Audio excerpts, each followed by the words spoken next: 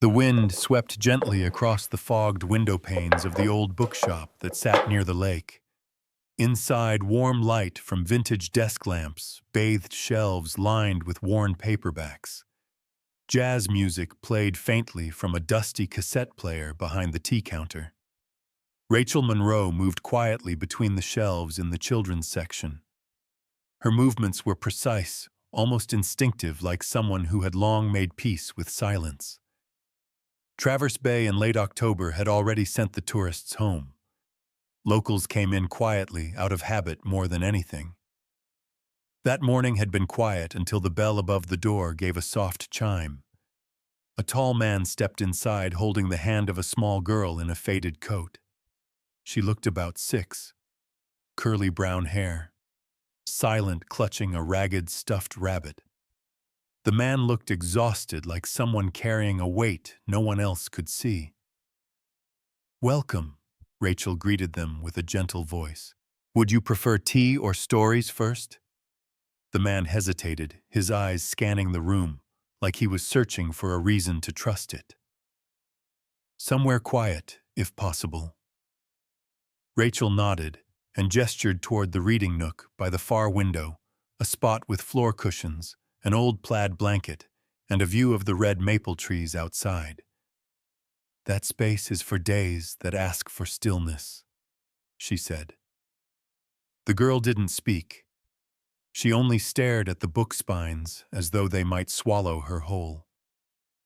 Rachel noted the way she held her body still closed, not unfamiliar to her. An hour passed. Rachel served them chamomile tea and shortbread cookies on a small wooden tray, then left them alone. The girl sat curled in the reading nook, her stuffed rabbit tucked beneath her chin. The man sipped his tea in silence, occasionally glancing at her with concern. Rachel returned quietly to organize nearby books.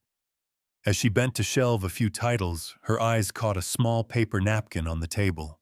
The girl was drawing on it with a broken pencil, her lines uncertain but intentional. Rachel's heart tightened. She knelt beside the girl, careful not to startle her.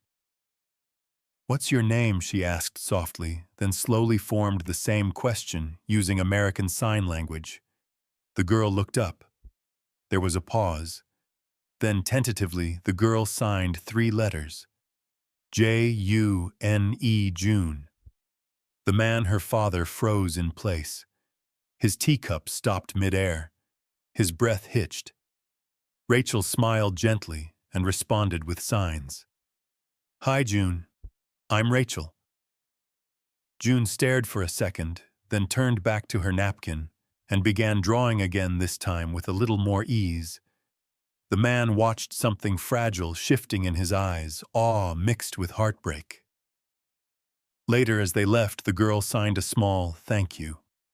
Rachel's hand paused on the edge of the counter.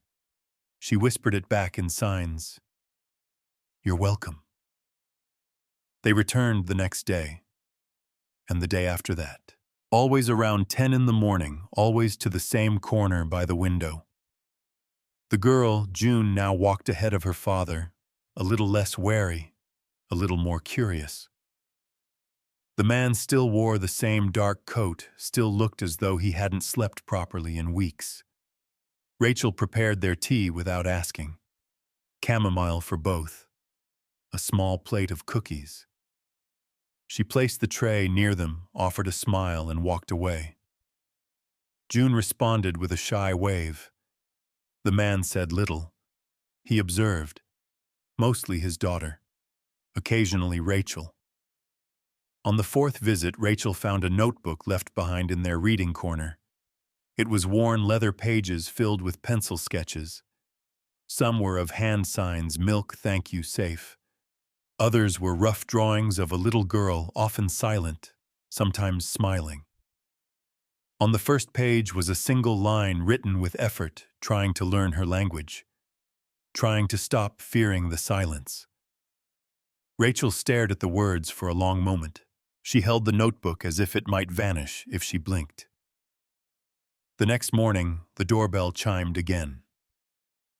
They had returned. Rachel approached the notebook in her hands. "You left this," she said gently, offering it to the man. He hesitated, then took it with care. His thumb brushed the page corners. "Thank you," he said. Then after a pause, "I'm Eli Brennan." Rachel nodded politely, but the name echoed in her memory. She had seen it before on news headlines about a tech founder who vanished after a public divorce from a celebrated artist. Rumors, court drama, custody battles. Eli looked at her eyes, weary but sincere. "You helped her smile," he said. "I don't know how to repay that." Rachel gave a small smile. "Smiles aren't a debt." He laughed once quietly. The kind of laugh that feels like it's been waiting years. After that day, their visits became part of the rhythm of the shop. June grew more comfortable, sometimes pulling books from the shelves herself, sometimes pointing to signs Rachel would then teach her. Eli would sit nearby quietly reading, but his eyes always lingered on June, and sometimes on Rachel. One rainy afternoon, while customers thinned out, Rachel brought over a children's picture book with simple signs illustrated alongside the story. She handed it to June, who opened it eagerly. Eli watched, his voice low. "She used to laugh a lot," he said. "Before." Rachel didn't respond with words. She waited. He continued. "She stopped speaking when her mother left.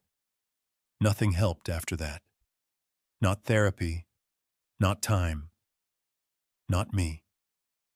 Rachel sat across from him and signed slowly. "You're here. That matters." He looked at her hands, then back into her eyes. "I'm just trying not to break while holding her together." She nodded. She didn't need to say more. She understood that feeling. That weekend, Eli didn't show up. Not Saturday, not Sunday. Monday morning, as Rachel arranged a row of books near the window, she noticed something tucked under the tea tray from their last visit. It was a folded cloth. She opened it carefully. Inside was a small white handkerchief, hand-stitched with the initials RM. There was no note, only a small tag attached to the corner. "For the hands that teach without words. A little warmth for the warmth you give away every day." Rachel pressed her hand to her chest. 2 days later, they returned. Eli's coat was more wrinkled than usual. June clung to a small handmade booklet of flashcards clearly drawn by Rachel. She ran up to her and signed, clumsy but proud. "I learned butterfly." Rachel laughed softly and signed back. Beautiful Eli stepped in, his voice low. "She practiced all weekend. I think she misses you more than she misses cookies." Rachel raised a brow. "That's a serious compliment." They settled back into their usual corner. June busied herself with picture books while Eli lingered by the counter. He glanced at the small donation jar labeled After School Literacy Fund. "Still dreaming of becoming a teacher?" he asked. Rachel paused, then nodded. "Someday. For now, I run this place. It pays the bills and gives me space to teach her and others." Eli looked at her for a long second. "You're doing more than you think." She smiled but looked away quickly. Behind her back, he slipped something into the jar. The next morning, Rachel noticed a change. Eli's face was tight. His smile did not reach his eyes. June still waved but clung closer than usual. They stayed only 30 minutes. When they left, Eli looked back. "Thank you for everything," he said quietly. Rachel frowned. "You sound like you're saying goodbye." He didn't answer. That night, as she was closing the shop, she found a small paper envelope behind the counter.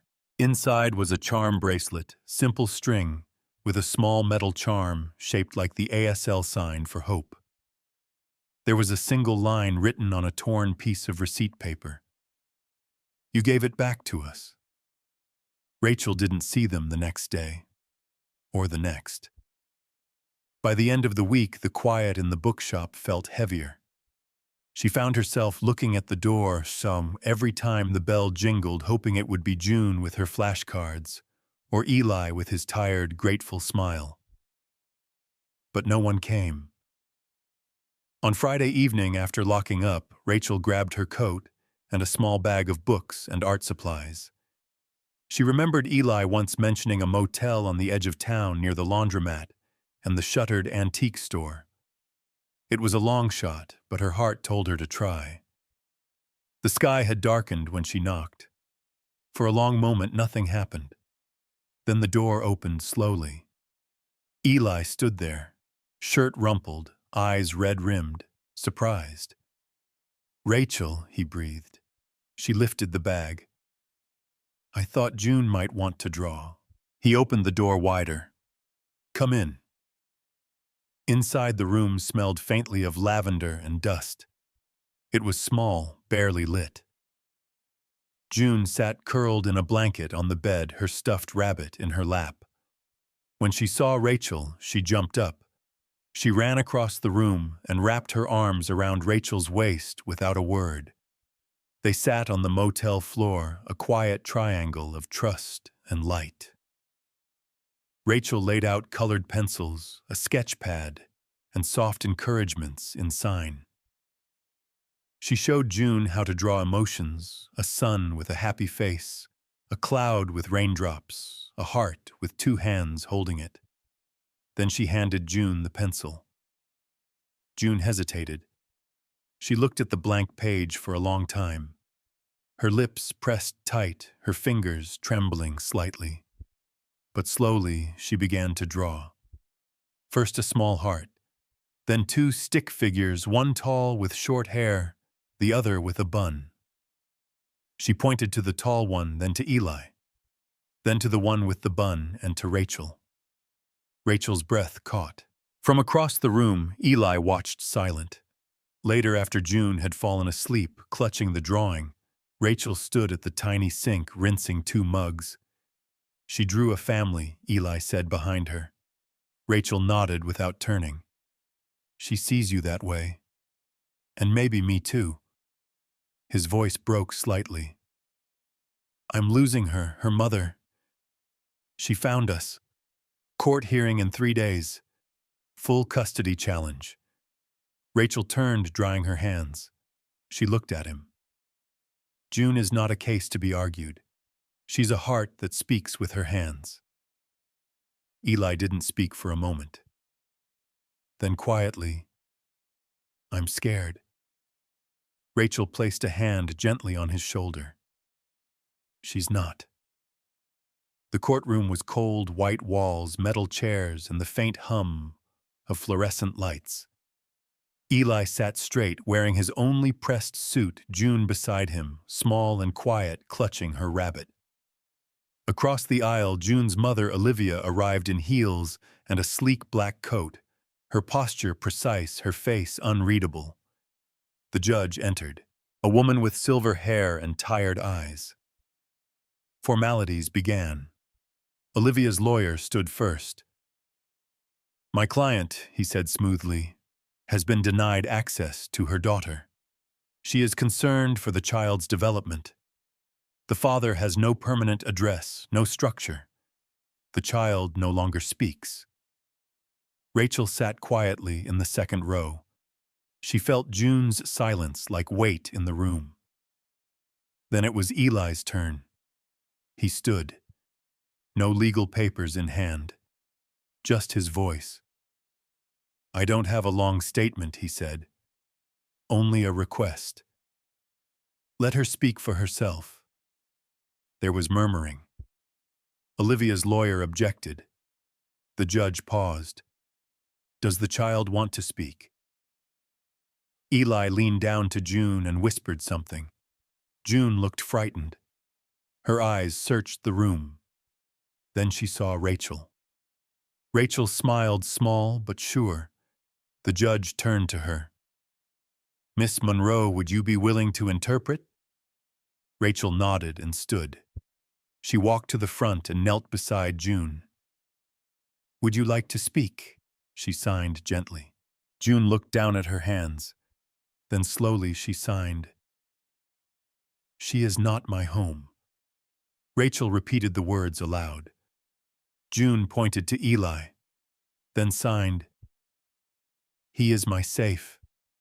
Then to Rachel. She helps me talk. I feel seen. Rachel translated each phrase, her voice steady despite the tears in her eyes.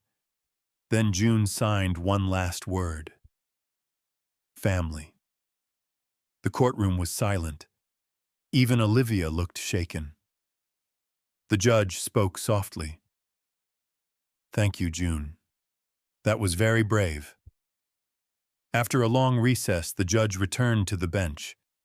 Her expression was calm but resolute. In light of the child's clearly expressed wishes, her progress under Mr. Brennan's care, and the lack of consistent involvement from the biological mother prior to this petition, she said, I grant full custody to Mr. Eli Brennan. There was a gasp from the back row. Olivia stood silent, face unreadable. She didn't speak. She didn't argue. She simply gathered her coat, turned, and walked out of the courtroom without looking back. Eli sat still, unable to move for a moment. June climbed into his lap and wrapped her arms around him. He buried his face in her hair. Rachel stood nearby, still and quiet. Then Eli reached out slowly, gently, and took her hand. You gave her a voice, he whispered, and you gave me something I didn't think I'd ever have again. Rachel blinked back, tears squeezing his hand once. Months passed. The house was small, with blue shutters and a white fence nestled among blooming trees on the quiet edge of Traverse Bay. Wind chimes swayed on the porch. Light filled the windows like laughter fills a room. Inside, Rachel packed a tote bag with flashcards and handmade puppets. Across town, children at the community center waited for her afternoon class, their favorite teacher, the one who spoke with her hands and listened with her heart. In the living room, June sat cross-legged on a rug, editing a video on her tablet. Eli sat beside her, offering quiet guidance. On the screen, June signed a short poem she had written with Rachel's help.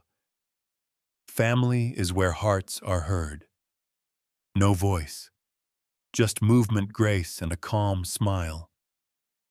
Rachel returned, watching from the hallway. She didn't say a word. Eli looked up, smiled, and patted the couch. She sat beside him. They didn't speak. Their fingers simply found each other, natural, certain, quiet. Later that week, Eli finally faced the press. Not to talk about business or tech, but about fatherhood. My proudest accomplishment isn't the company I built, he told the cameras. It's learning to listen without sound. My daughter taught me that. And so did someone who knew silence long before I did. He didn't say Rachel's name, but she was there in every photo, her hand in June's, her smile soft in the background. One afternoon, a car pulled into the driveway. June looked up from the porch. Olivia stepped out. No makeup, no sharp heels, just a cardigan and a small paper bag. Her face looked older, softer. She carried a photo, a picture of her and June taken before everything fell apart. I'm not here to fight, she said quietly. I just wanted to say something. Rachel stayed inside. June hesitated, then walked to the porch steps. I left because I thought I wasn't enough, Olivia said. But I see now you didn't need perfect. You needed love. And I didn't give it. I'm sorry. June didn't speak. But she signed, thank you for saying that. Tears slipped down Olivia's face. She turned to Rachel, who stood silently behind the screen door. Thank you for loving her when I didn't. Olivia said. You and Eli. You're giving her what I couldn't. You deserve this. Rachel said nothing, but her silence was kind. Olivia left without asking for anything. A week later, they returned to the park, the one where Rachel had first drawn in the dirt, teaching June her first sign. Eli tossed a ball across the grass. June ran, then suddenly stopped. She turned to Rachel, arms wide, face glowing. "Mama!" she called out. Rachel froze, then dropped to her knees, arms open. June leapt into her embrace. Eli joined them, folding both into a hug that needed no translation. In that moment, the world was quiet, but love spoke loud.